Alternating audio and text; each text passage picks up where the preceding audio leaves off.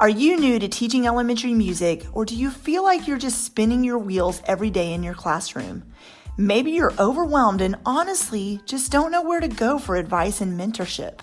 Hi, I'm Jessica, and when I'm not drinking all the coffee, watching Razorback sports, or hanging out with my family of boys, it's my passion to help elementary music teachers just like you teach your students by using your unique personality and teaching style. In this podcast, you'll find helpful tips, strategies, and ideas that will help you kick that stress to the curb and begin teaching music with confidence. Let's get started. Well, hey there, and welcome back. If you're new here, I want to go ahead and introduce myself. I'm Jessica, and I'm the founder of thedomesticmusician.com. And I love sharing tips each and every week of how to teach music effectively in elementary music. Strategies and ideas that have worked for me and that I'm hoping to pass on to you that you can use in your classroom as well. So today we're going to go ahead and jump right in. We're going to talk all about planning and putting on programs in elementary music. Now, everybody's teaching journey is different. You may have come into a classroom where a teacher has so many resources to work with, have left so many different programs. You have cabinets full of ideas. Maybe a teacher down the street has given you a bunch of their old programs. Maybe they're retiring or a situation like that. So you have a bunch of resources available to use. Or maybe you find yourself in the same situation I was in, where I had absolutely no resources or any programs to work with whatsoever. And if you find yourself in one of those two situations, either way, this training will be helpful to you because we're going to talk all about how to plan programs and how to put them on successfully, no matter what kind of school you're teaching at, no matter what resources you have available to you, okay? So let's jump right in. The first thing I want to tell you is, so you've been asked to do a program. Now what? What do you do? Your principal says, I want you to put on a program. Now, I do realize you've probably already put some on. You know, we're recording this in January, and so maybe you've already put some on in the fall. But if not, maybe you just started a teaching job in the middle of the school year. That's how I started my first teaching job. And so you're asked to put on programs, and you have no idea where to start. How do you start? The first thing I want to talk about is, let's talk about the different types of programs or performances that you can put on. Okay. There are pretty much two basic types of performances in elementary school, that is. Okay, once you get into secondary music, there's a lot more, you know, because then you have choir, band, orchestra. But in elementary music, unless you have a strings program, or sometimes there's elementary band or elementary choir, you have performances and informances. Now, the first thing I want to say about that is it's up to you, but also the school you're at, your principal, what you guys agree to put on at your school. There's a couple of different ways you can go about this. First of all, you can pick different, like, okay, let's say for instance, fifth grade. Maybe you designate fifth grade every year is the grade you do a big program with every year. Maybe it's, I don't know, a 50s program. And every year, fifth grade, because you know every year you're going to have a different group of fifth graders, will do that particular program. Okay, so you know that's one of your big programs. Okay, and so let's say, okay, fifth grade's a big program. Let's say first grade is going to do a smaller something. Maybe you're doing a program with them as well, but I know we already passed December, but let's say you do a Cookies with Santa event and you have your first graders sing at that. And so maybe it won't be as big of a deal and you just do 2 to 3 songs. And we're going to talk about how to pick music in just a minute. And so what do you do with all the other grades? Well, there is something called informances, where basically it is inviting parents into your classroom to see what your students are working on in the actual classroom, okay? So it gets a little crowded. So maybe you don't have room for them in the classroom if your classroom's not that big. So you could just do one class at a time even. Now that gets a little tedious for you if you're not combining all the grades, like if you're not combining all third grade. But you could just pick a couple songs where, okay, we're going to showcase these couple songs. We did this instrument thing I really want them to see. I want them to see us do this folk dance. And you're doing an informant. The parents are just watching you put on, and you can invite the principal in as well to perform what they've been working on in class. Now, I know some teachers don't like that idea. I've done a couple informances and I absolutely loved it because it wasn't so structured. It was just simply, come watch what we're doing in here.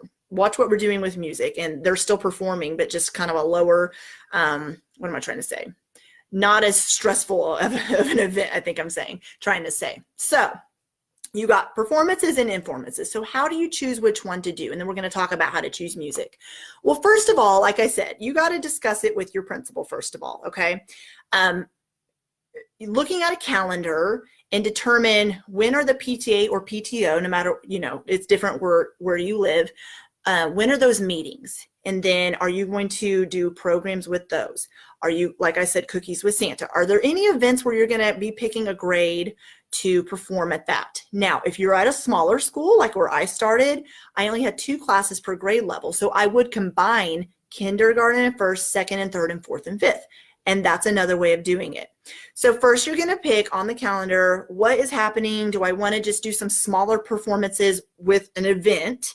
And also, by the way, that draws more people in, because if they're already there for something, or if they're coming for the performance, they might stay around for the PTA meeting, which is a principal's dream come true. So you figure out that. Then the next thing you're going to do is you're going to say, okay, am I going to combine any grades? Do I have room on the risers? And then you're going to say, okay, well, I'm doing, these 2 grades are doing big ones. I'm going to do smaller performances with these grades. And then these grades this year are just going to do informances. And there's nothing wrong with that. Now you're thinking probably, well, what about if I have parents who are saying, well, that's not fair. I didn't get to watch, my little Johnny perform this year. Well, you're still giving them an opportunity to come watch a performance. It may just be during the school day and not so much at night. But here's the thing, you can tell that parent, well, your child this year, maybe you can stagger it. You know what I mean? Like first grade does a big one, second grade smaller, third big, fourth smaller, fifth bigger.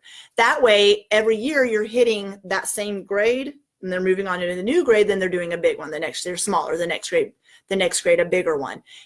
The possibilities are endless, okay? So first of all, it's up to you. You're the music teacher and you decide. I also know that it's up to your school, it's up to your principal, what they expect. And so I found that out quickly. We're going to talk about themes in a minute, but some of your principals are going to want these big, elaborate, musicals, and that's not always possible, okay? It's just not possible to prepare that many programs. And if you're doing that and you're very stressed out, then kudos to you.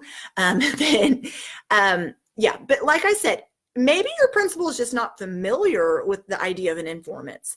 Maybe they're not familiar with just doing like combining a performance with something else. So you're doing just a couple songs and then you're saying, you know what, I'm totally cool with doing big performances, but I don't want to do it every grade level. Let's just pick a couple and do big ones. The next thing I want to talk about is, okay, so I told you I wanted to talk about picking a theme.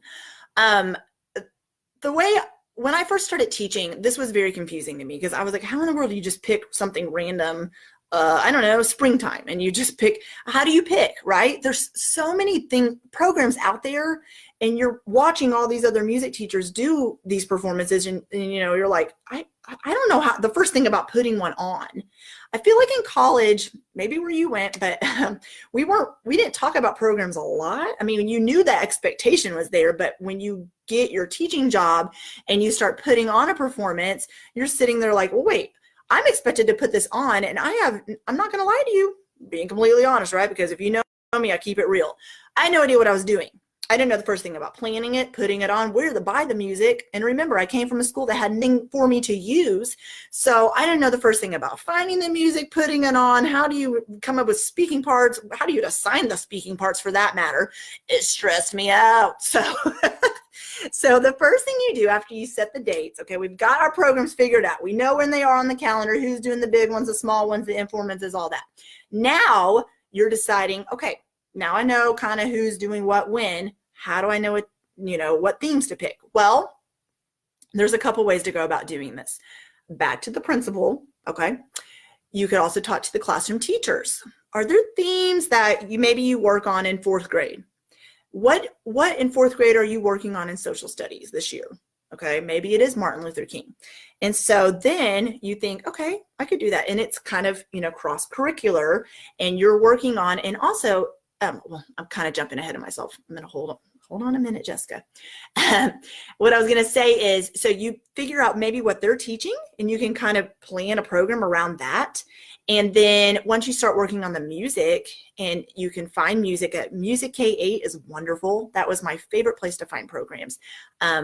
There is West Music, which also sells band instruments and band, anywhere that sells sheet music. I would just go into local music stores and sometimes find programs. And the way I like to use programs is I would look through them, and then I wouldn't necessarily go cover to cover. There's nothing wrong with doing that way. The people that write them that way, so you can do that if you need to. For me personally, I didn't always like all, a lot of times they come with 6 songs. So let's just say the program has 6 songs. I don't necessarily like every single song. Just listening to it, I was like, I kind of want a couple more upbeat songs, or I wanted to throw, what I was going to say earlier is throw a couple of speech pieces in there or poems that we would make musical. And so I would say, well, I don't want to make it too long. So which of these songs can we pull out so I can add my own things in?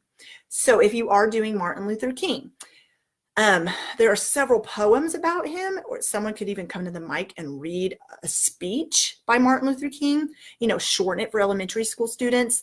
And then there are several songs. And then once you pick the music or the speech piece or poem, then you can start adding movement in there. Then you pick students who have strong speaking voices and who are responsible to do speaking parts. You can even have tryouts for speaking parts. And then you can even add instruments, or maybe your particular program has like a dancing part in it. You can make it as large scale or small as you would like. The way I choose what to add into a program, excuse me, is based on what the particular program is about. Now, Martin Luther King program is a little more, the whole point of it is about Martin Luther King. So it's more historical, educational. If you are doing a program, let's say about, winter around the world, okay? You're doing different holidays, Christmas, Kwanzaa, Hanukkah, and then even winter songs from, around, and there's other ones from around the world. Well, that one's a little more upbeat, right? And so that one, obviously you think, okay, well, how can I showcase winter around the world? Well, you can do dances, show the different dances from that culture or holiday. Are there any instruments the kids could play during that could do like an instrument part? What speaking parts would be relevant? Are there any solos your students could sing? So you pick a theme, and then you decide what can be added to that theme based on what the program is about. Some of my programs, I had one that was a 50s kind of dance program. So I had dancers down on the floor doing swing dancing. I mean, it took practice. We had some after school practices, but I would always pick maybe like, a handful of students to do speaking parts. And then I would have some songs with harmony, and then also partner songs for the older kids, songs with rounds, if you want to get a little, more technical. And then we would also do some instrument parts. I had recorder one time. I've used boom whackers before, xylophones. There's, if you're doing an upbeat program, you can have some kids come to the drums, even your classroom drums, and bring them in there. If you're doing a program, from a Hispanic culture, you can have some shakers. Make it as difficult or easy as you would like. If you're just comfortable with your students singing, they're singing, that's perfectly fine, okay? If you've ever heard me talk about anything, I'm really big on saying, don't compare yourself to other teachers. And I'm huge believer of that, because I was stuck in the comparison trap for several years, because I would be like, wait a second, this teacher over here's got every single kid on the risers playing the recorder part, and I'm over here, we haven't even started a recorder at my school because I don't have a budget and we have not one recorder. So I would what would happen? I'd instantly be like, oh my gosh, I'm not good enough. I'm not cut out for this. All my students are doing for their performance is singing. So what? They have a voice, right? And the whole point is to see them perform. So don't compare yourself, okay? It was a little side note, but I just need to throw that in there. Okay, so you've planned when you're doing what program, what grade's kind of doing it when, you've kind of picked some themes, you've maybe ordered a few programs, but I also want to tell you, look at what you already have available in your class. have you already taught to your students that you could put into the actual program? Have you taught them any Martin Luther King songs? Then use that in your program. So you don't have to just buy programs. Use what you already have, especially if you're doing an Informants, which we talked about earlier. Okay, so then ask around other music teachers. If you don't have a lot of resources available to you, then maybe you meet some music teachers at a workshop, or maybe you just know some other music teachers in your district who have been teaching a while. Say, hey, do you maybe have a program about, why am I having a hard time thinking of program themes off the top of my head, you guys? It's been a long day. Valentine's Day. Do you have any programs sitting around about Valentine's Day that you haven't used in a while that I could borrow? You never know. They probably do, right? They're like, oh, actually I do. I haven't used this one in about 5 years. Would you like to borrow it? You just never know. Just asking around and seeing who has what is another way to find programs. The next thing I wanted to say is if you are new to teaching or putting on programs, you're going to be nervous at first, okay? The whole thing from planning it start to finish is a huge task. And so first of all, I always say people ask me this all the time, start 2 months before. So it's January while I'm talking to you right now. So if you have a program coming up at the end of March, start working on it now, because I'm talking about one of those big programs we talked about earlier. You're going to be practicing the music, and then you're going to, if you're adding and speaking parts, and then if you're going to add instrument parts, if you're going to have them memorize the music, which they should, and then you're going to have them, if you're doing any dancing parts, instrument parts, I think I've already said that. You know what I mean? To allow yourself enough time to get it planned from point A to point Z good. You don't want to be at the end of it rushing to get it all finished, because that will stress you out. You want your students 2 weeks ahead of the program, especially if you only see them once a week. That's not a lot of time. You want them 2 weeks before the program to have all the songs memorized, to feel confident, to be able to do as many dress rehearsals as you need or want to, and to feel like you can confidently just say, okay, today we're going to sing song number 3, or today we're going to do this speech piece. And remember, what are we adding to it? So you can just it's kind of review time, right? 2 weeks beforehand, it's just review time. It's not learning anymore, it's reviewing. So ask for what to have your students wear. Just like we talked about when you pick a theme, that's how you decide what to add to the program. The same thing is when it comes to what they're wearing. I taught in a very, very, very low income school. I did not feel comfortable asking my students to go and buy a bunch of new clothes or, to make their own costumes. And I didn't have any costumes. So we kept it really simple. We did a patriotic program or Veterans Day program, wear a red, white, or blue shirt. Or some of them didn't even have that in their closet. So just wear anything that has like a white stripe in it. We'll count it as white. If you're doing a Halloween program, have them all wear a black shirt. You see where I'm going with this? Kind of just pick a color and pick like a clothing theme. It could even be as simple as, you know what? I want all the girls to just wear dresses, and the boys, can you wear a dress shirt with pants? And maybe they don't have dress pants, so just wear a pair of jeans. It's up to you. I would keep it simple if I was you, but if you are all about doing costumes, that's totally fine. You may have one of those moms at your school that's all about it and loves to sew and just loves to make costumes for everyone, and that's great. So when it comes to decoration, I am, you guys, I've already said this, I got the music side of art side of art, not so much. I can't draw to save my life. So what I was going to say is find the art teacher or maybe another artsy teacher in your school to even just use bulletin board paper and to make a sign to hang up on the stage. And the kids can even help if it's snowflakes, make snowflakes to hang up. Keep it simple. And I hope you guys have a great rest of your week, and I will see you next week. Have a great day. Bye. Thank you so much for listening in to the Elementary Music Teacher Podcast. Be sure to subscribe to the podcast so you never miss an episode. And while you're there, I would love for you to review the show and leave a rating on iTunes. To find out more about how I can help you gain momentum in your elementary music teaching career, head to thedomesticmusician.com, where you'll find free downloads, courses, the blog, and so much more. Continue teaching music and never doubt the impact you're making each and every day in the lives of your students.